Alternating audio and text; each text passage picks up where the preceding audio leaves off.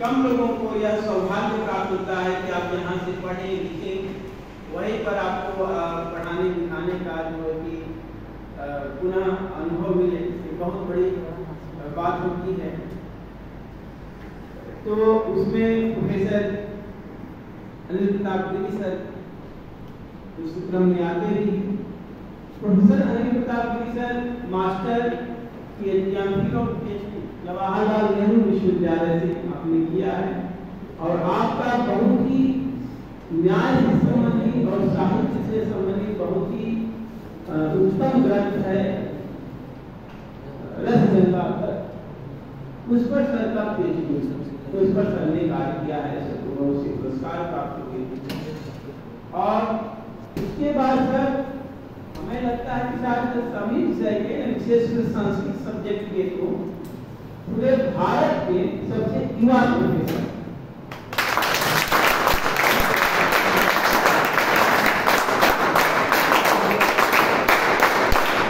और यह गौरव किसको प्राप्त है? इलाहाबाद केंद्रीय विश्वविद्यालय को प्राप्त है, और किसके आशीर्वाद से प्राप्त है? वह आदरणीय सम्माननीय हमारी आदिशक्ति जगदम्बा स्वरूप प्रोफेसर सरिता श्रीवास्तव में कुलपति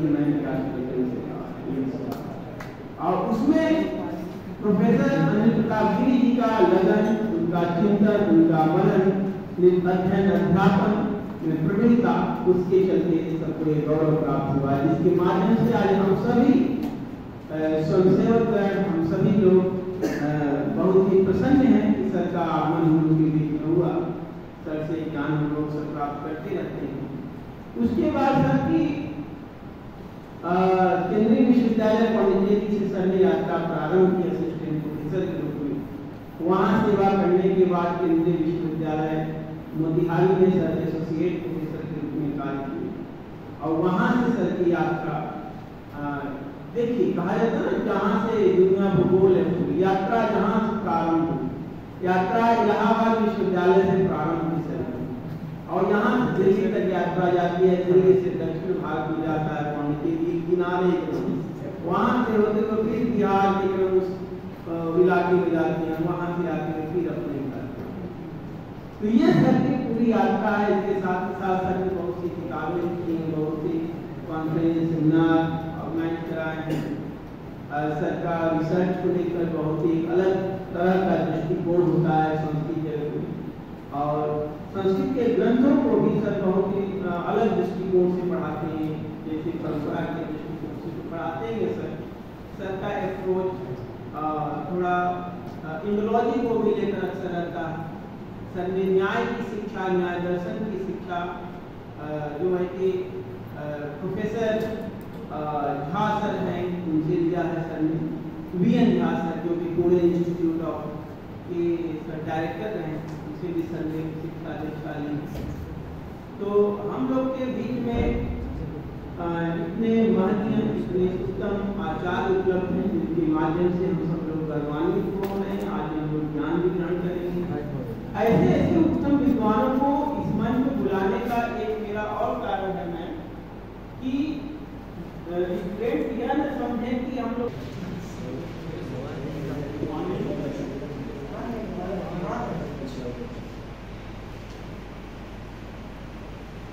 बहुत बहुत धन्यवाद राष्ट्रीय सेवा योजना इलाहाबाद विश्वविद्यालय के कार्यक्रम अधिकारी डॉक्टर राघवेंद्र मिश्र जी।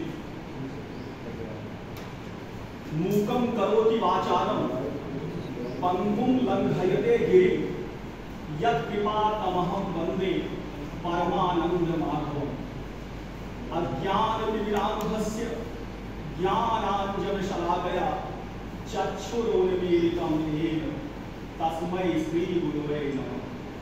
सदाशिवसमारम्भां शंकराचार्यमध्यमाम् अस्मदाचार्यपर्यन्तां वन्दे गुरुपरम्परां। युवा कार्यक्रम और खेल मंत्रालय भारत सरकार की राष्ट्रीय सेवा योजना इलाहाबाद विश्वविद्यालय की कारणभूत माननीय, यशस्वी, पूजस्वी, कर्मयोगी कुलपति प्रोफेसर संगीता श्रीवास्तव मैडम, जिनके कारण ही राष्ट्रीय सेवा योजना का यह प्रकल्प पूरे विश्वविद्यालय में संचालित हो रहा है। इलाहाबाद विश्वविद्यालय के राष्ट्रीय सेवा योजना के कार्यक्रम समन्वयक डॉक्टर राजेश कुमार गर्ग जी, आदर्शनम लोपः, आप लोग एक सूत्र पढ़े होंगे, प्रसक्तस्य आदर्शनम परन्तस्य प्रसक्तिः अत्र वर्तते, एज पर प्रोटोकॉल। राष्ट्रीय सेवा योजना इलाहाबाद विश्वविद्यालय के कार्यक्रम अधिकारी डॉक्टर राघवेंद्र मिश्र जी तथा राष्ट्रीय सेवा योजना के इस 7 दिवसीय शिविर के 4th दिवसीय मध्याह्न ज्ञान यज्ञ सत्र की अध्यक्षता कर रही इलाहाबाद विश्वविद्यालय की पब्लिक रिलेशन ऑफिसर, अंग्रेजी विभाग की विदुषी प्रोफेसर जया कपूर मैडम, इलाहाबाद विश्वविद्यालय के संस्कृत पाली प्राकृत एवं प्राच्य भाषा विभाग के सहायक आचार्य पदवाक्य प्रमाणज्ञ डॉक्टर आशीष कुमार त्रिपाठी जी तथा साहित्याचार्य काव्य शास्त्राचार्य इलाहाबाद विश्वविद्यालय के संस्कृत पाली प्राकृत एवं प्राच्य भाषा विभाग के सहायक आचार्य डॉक्टर सन प्रकाश तिवारी जी तथा राष्ट्रीय सेवा योजना के इस शिविर में सारे स्वयंसेवक प्रतिभागीगण, आप सभी को मैं सादर प्रणाम करता हूं और प्रणाम करते हुए अपनी बात को आप सबके समक्ष प्रस्तुत करता हूं। कल शाम को जब टेलीफोनिक कम्युनिकेशन हुआ हमारा डॉक्टर राघवेंद्र कुमार मिश्र सर से, तो उन्होंने कहा कि सर आपको जो वैदिक एजुकेशनल मेथड है, अर्थात जो हमारी वैदिक शिक्षण प्रवृत्ति है या पद्धति है, उसको आपको रिवील करना है, उस विचार को आप हमारे स्वयं सेवकों के समक्ष प्रस्तुत करेंगे, जो अत्यंत ही प्रासंगिक भी होगा। मैंने सहर्ष स्वीकार कर लिया। डॉक्टर राघवेंद्र मिश्र जी बहुत ही डायनेमिक और प्रतिभाशाली व्यक्तित्व के धनी हैं और जिस तरह से वह इनका पहला कार्यक्रम है, इसमें कुछ कमियां हो सकती हैं, लेकिन मुझे पूरा विश्वास है कि जब अगले वर्ष उनका कार्यक्रम होगा उसमें वह सारी कमियां निश्चित रूप से दूर होंगी, इसमें कहीं भी कोई शंका या संदेह नहीं।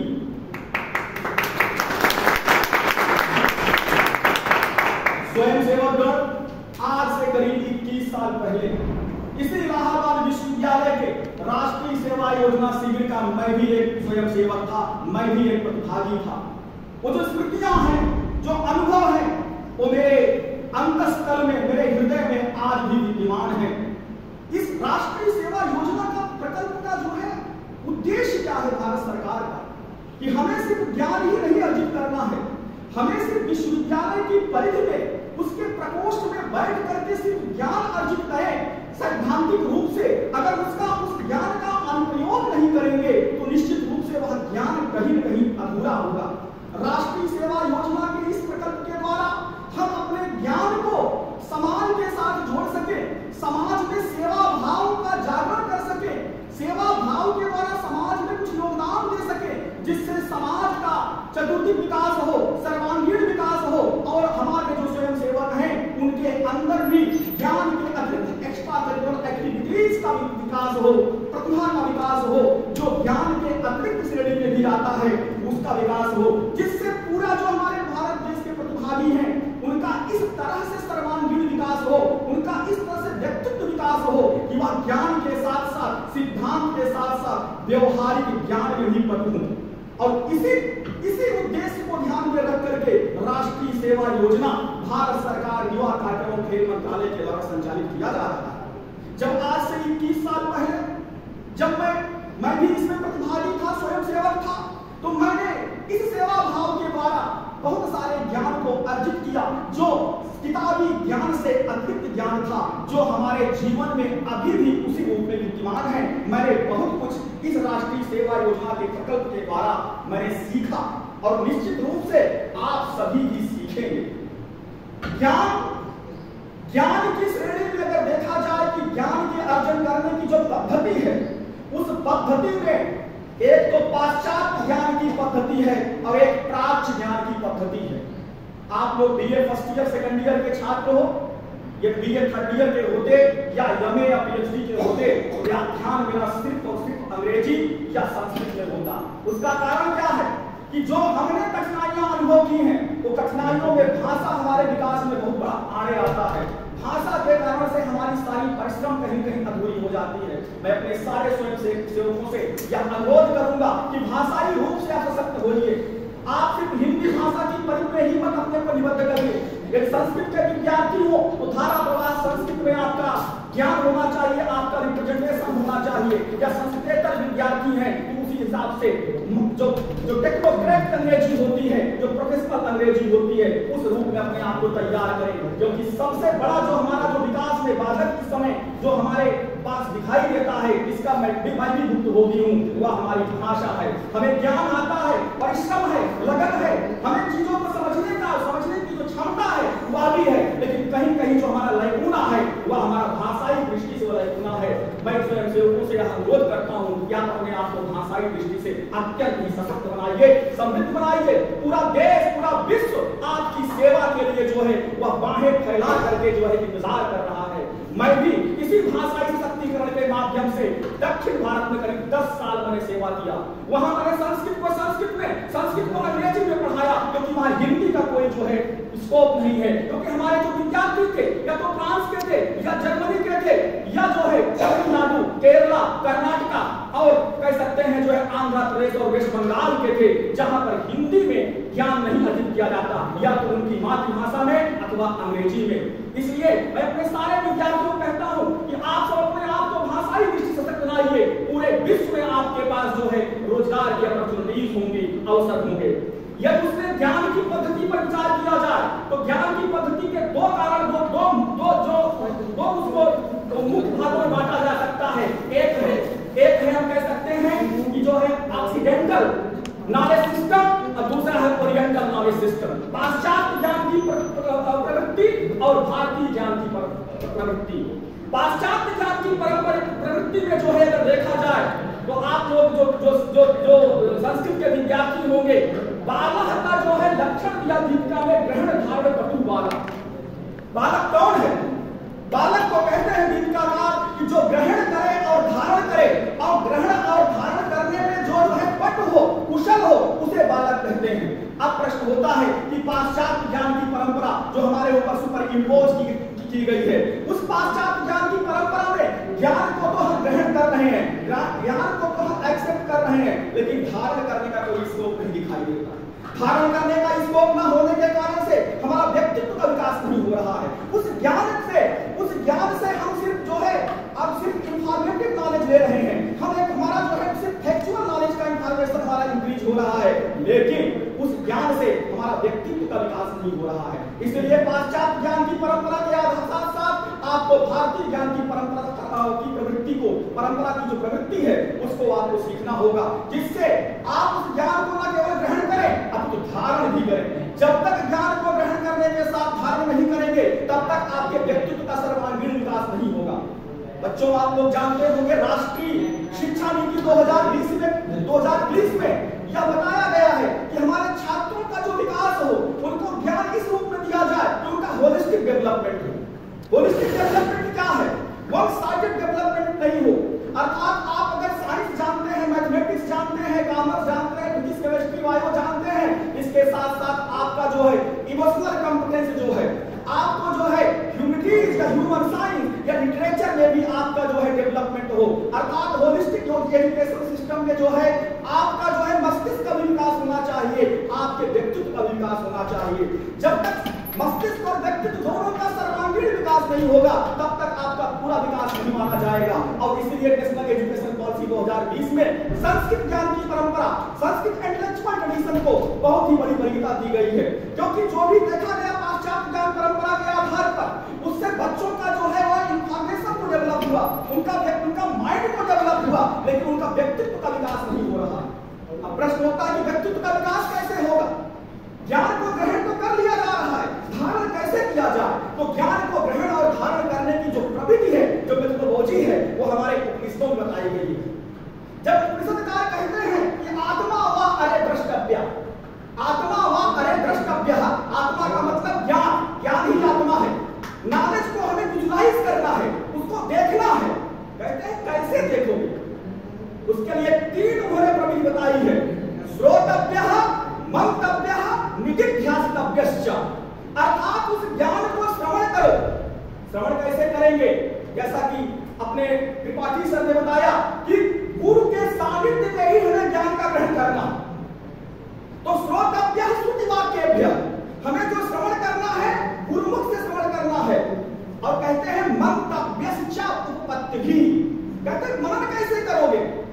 रेशनलिस्ट थिंकिंग होकर के, रेशनलिस्टिक थिंकिंग के साथ, क्रिटिकल थिंकिंग के साथ, जो ज्ञान आपको गुरु से प्राप्त हुआ है, जिसको आपने पढ़ा है, उस ज्ञान को आप उस पर चिंतन करिए, उस पर मनन करिए, क्रिटिकली मनन करिए, तर्क के साथ मनन करिए। और जब मनन करेंगे और उसके बाद फिर मनन करने के बाद जो तीसरा स्तर आता है, उस ज्ञान पर निधिध्यासन करिए। निधिध्यासन का मतलब ग्रास्प दैट कांसेप्ट, उस ज्ञान पर मेडिटेशन करिए। यह हमारी भारतीय ज्ञान की प्रवृत्ति, ज्ञान प्रदान करने की प्रविधि है।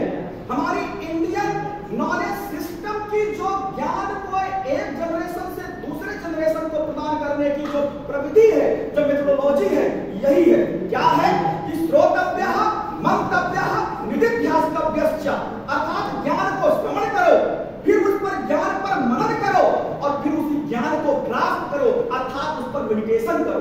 पाश्चात्य ज्ञान परंपरा में जो है श्रवण तो हो रहा है, थोड़ा थोड़ा मनन भी हो रहा है, लेकिन निधिध्यासन नहीं हो रहा। मेडिटेशन की वह मेथोडोलॉजी ही डेवलप नहीं है। वहां मेडिटेशन के पहले एक शब्द है कंसंट्रेशन। वो कंसंट्रेट हो रहे हैं। कंसंट्रेशन जो है बाय फोर्स होता है, नेचुरल नहीं होता। जबकि हमारे यहाँ कंसंट्रेशन के अतिरिक्त जो है मेडिटेशन का कॉन्सेप्ट है, मेडिटेशन बाय नेचुरल होता है। उसके लिए आपको कंसंट्रेट होने के लिए आपको बाय फोर्स नहीं करना है। तो कहते हैं मेडिटेशन कैसे करोगे?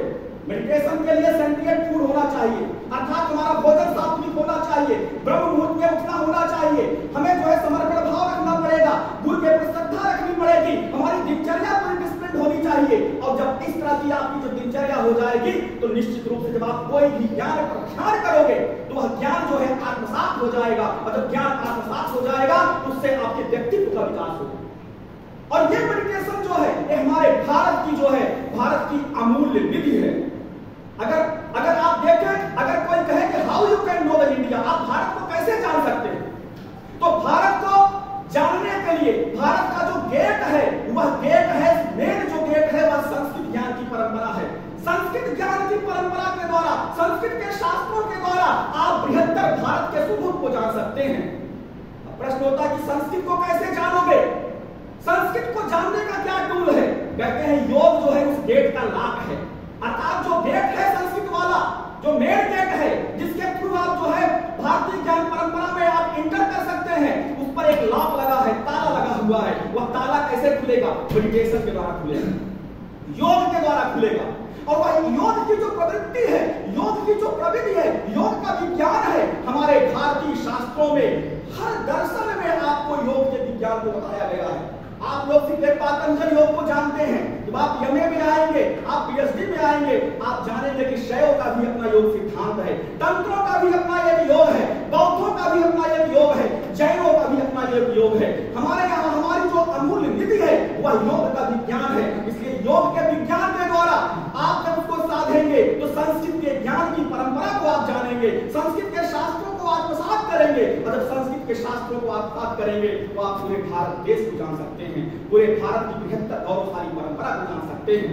इसीलिए मैं आप लोगों से कहना चाहता हूं कि अगर ज्ञान की परंपरा में अगर आप सिर्फ पाश्चात्य ज्ञान की परंपरा को जानेंगे, उसमें सिर्फ श्रवण और मनन है, अर्थात जो है आप सिर्फ कंसंट्रेशन करेंगे। और कंसंट्रेशन करने के लिए तरह तरह के जो है वो प्रविधि इजाद करते हैं। कौन सी प्रविधि है? शाम को बैठ करके सैंपल पी लीजिए, थोड़ा स्मोकिंग कर लीजिए, तरह तरह की और जो कुरीतियां हैं उस कुरीतियों से कंसंट्रेट होने का प्रयास करते हैं। जो आजकल जो इस पाश्चात्य ज्ञान की परंपरा भारत में सुपर इम्पोज हुई है, जो बच्चे तरह तरह के एडिक्ट हो रहे हैं, वह एडिक्शन की परंपरा कहां से आई है? कहीं कहीं कंसंट्रेशन करने के लिए वो पाश्चात्य ज्ञान की परंपरा से प्रभावित हो रहे हैं। बुराइयों से वो जड़ित होते जा रहे हैं। उन बुराइयों को कैसे दूर किया जा सकता है? जब आप योगा करेंगे, जब आप मेडिटेशन करेंगे, और जब मेडिटेशन करेंगे, सात्विक जो है भोजन करेंगे, तो निश्चित रूप से जो है जो ज्ञान होगा वह ज्ञान को आप प्राप्त करेंगे, उससे आपका व्यक्तित्व का विकास होगा। और फिर जब आपका जो होलिस्टिक डेवलपमेंट हो जाएगा, जो राष्ट्रीय शिक्षा नीति 2020 का उद्देश्य है कि हमारे विद्यार्थियों का डेवलपमेंट होगा होलिस्टिक हो, ये कोई नया नहीं है। अगर आप श्रीमद् भगवद गीता के 18वें अध्याय का 68वां श्लोक देखेंगे तो भगवान स्वयं जो है अर्जुन को कहते हैं कि इति ज्ञानम आख्यातम, हे अर्जुन मैंने तुमको ज्ञान दे दिया, गुह्यात गुह्यतरम मया, सूक्ष्म से सूक्ष्मतम ज्ञान मैंने तुमको दे दिया, विमृश्य एतद अशेषेण, अब इस पर तुम होलिस्टिकली विमर्श करो, होलिस्टिकली आप विमर्श करिए, और देन यथा इच्छस तथा कुरु, एक बार होलिस्टिकली विचार कर लीजिए, मनन कर लीजिए, निधिध्यासन कर लीजिए, और फिर जैसी इच्छा हो वैसा करिए। जब आपका व्यक्तित्व का विकास हो जाएगा अशेष ज्ञान के धर्म से, श्रवण मनन और निधिध्यासन की प्रवृत्ति को अपनाने से, तो उससे न केवल आपका आध्यात्मिक विकास होगा अपितु आपका भौतिक विकास होगा।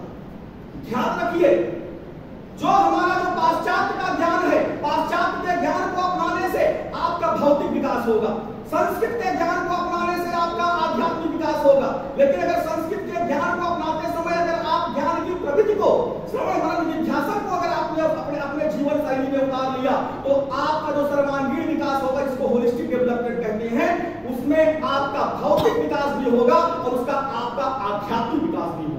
जब भौतिक और आध्यात्मिक विकास दोनों होगा तो आपका संतुलित डेवलपमेंट कहा जाएगा, जिससे आप इस संसार रूपी भव सागर को अच्छे से पार कर सकते हैं। ये मैं नहीं कह रहा हूं, आप देखेंगे वैशेषिक दर्शन का जो आधारभूत ग्रंथ है उसे कहते हैं वैशेषिक सूत्र। वैशेषिक सूत्र में जो है कणाद ने कहा है, धर्म का लक्षण किया है, यतो अभ्युदय निःश्रेयस सिद्धिस धर्म, जहां से आपका अभ्युदय हो और निःश्रेयस हो वह धर्म है। अर्थात अभ्युदय का मतलब आपका भौतिक विकास, quality of food, quality of education, quality of water, quality of सब कुछ, और साथ साथ आपका आध्यात्मिक विकास, स्पिरिचुअल डेवलपमेंट। जब दोनों आपका विकास होगा तभी आप इस संसार रूपी भवसागर को अच्छे से पार कर सकते हैं। तो यह भौतिक और आध्यात्मिक विकास सिर्फ और सिर्फ जो पाश्चात्य ज्ञान की जो प्रवृत्ति है, अर्थात श्रोतव्यः मंतव्यः निधिध्यासितव्यश्च, इस प्रवृत्ति को अपनाने से, आत्मसात करने से, पाश्चात्य जो भारतीय जो दिनचर्या है उसको अपने जीवन में उतारने से ही आप जो है इस अभ्युदय भौतिक विकास और आध्यात्मिक विकास को प्राप्त कर सकते हैं। इसलिए आज के समय में भी, आज के जीवन में भी हमारी जो वैदिक ज्ञान की जो प्रवृत्ति है, वैदिक ज्ञान को प्राप्त करने की जो मेथोडोलॉजी है, वह निश्चित रूप से प्रासंगिक है, क्योंकि यह आपका होलिस्टिक डेवलपमेंट करेगी, आपका मेटलिस्टिक डेवलपमेंट करेगी, आपका स्पिरिचुअल डेवलपमेंट करेगा। राष्ट्रीय सेवा योजना है, ये नया प्रकल्प नए प्रकल्प को आने की आवश्यकता क्यों पड़ी? क्योंकि जो सेवा भाव है, सेवा भाव तो हमारे सिद्धांतों में ऑलरेडी था ही। जब हम पाश्चात्य ज्ञान की परंपरा को सिर्फ अनुधानुकरण के द्वारा अपनाए तो कहीं कहीं वह सेवा भाव हमसे छूट गया। जब सेवा भाव छूट गया तो राष्ट्रीय सेवा योजना जैसा प्रकल्प तैयार हुआ। यही नहीं, यूनिवर्सिटी सिस्टम में जो है सोशल वर्क जैसा डिपार्टमेंट आ गया, वरना भारत की शिक्षा व्यवस्था में सेवा भाव जैसा जो है या सोशल वर्क जैसा जो है कोई डिपार्टमेंट या कोई प्रकल्प होने की आवश्यकता नहीं थी। लेकिन हमने पाश्चात्य ज्ञान परंपरा का अनुधान किया, इसलिए सेवा योजना जैसी जो है प्रकल्प की आवश्यकता पड़ी। क्यों? क्योंकि हमारा जो ज्ञान है वह धर्म है। धर्म में क्या होता है? ड्यूटी होती है, हमें धर्म करना है, अर्थात सेवा करनी है। अर्थात मैं अगर जो टीचर हूं तो मेरा धर्म है जो है वह आचार्य धर्म है, शिक्षक धर्म है। आप अगर छात्र हैं तो आपका धर्म है छात्रत्व धर्म है। पिता जो है अपने पितृत्व धर्म का पालन करे, पुत्र अपने पुत्रत्व धर्म का पालन करे। हमारे यहाँ लोग अपने लिए नहीं जीते हैं, हमारे यहाँ लोग दूसरों के लिए जीते हैं। अगर दूसरा सुखी रहेगा तो हम सुखी रहेंगे। इसलिए सेवा भाव हमारी परंपरा में अंतर्निहित ही है। अब प्रश्न होता है राष्ट्रीय क्या है? अगर राष्ट्र शब्द को देखेंगे तो राष्ट्रीय शब्द जो है एक प्रकार की रिलीजियस एंटिटी है। अर्थात भारत की जो पहचान है, राष्ट्र का जो कॉन्सेप्ट है हमारे वेदों में दिखाई देता है। वयम राष्ट्रे जागृयाम या इदम नमः, ये हमारी एक प्रकार की रिलीजियस पहचान है, धार्मिक पहचान है। अगर राष्ट्र के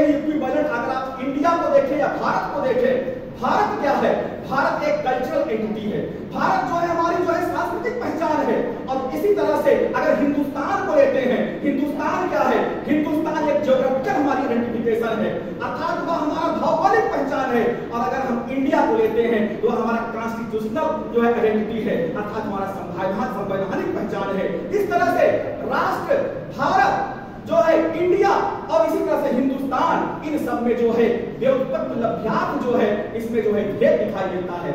इन्हीं शब्दों के साथ मैं अपनी वाणी को एक बार पुनः जो है आप सभी को, आप सबके समक्ष हार्दिक कृतज्ञता अपनाते हुए, अगर मेरी कुछ बातें आपको अच्छी लगी हो, आप उनको निरीक्षण करिएगा। मेरी कुछ नहीं है, मैं इस ज्ञान के प्रति, व्याख्यान के प्रति मात्र निमित्त मात्र हूँ। जो कुछ भी है वह गुरुओं का है, जो त्रुटियां हैं वो मेरी व्यक्तिगत हैं। इन्हीं शब्दों के साथ एक बार पुनः मैं आप सभी को सादर प्रणाम और डॉक्टर राघवेंद्र मिश्र जी के प्रति हार्दिक कृतज्ञता अर्पित करते हुए अपनी वाणी को विराम देता हूँ। जयतु संस्कृतम, जयतु अखंडम भारतम।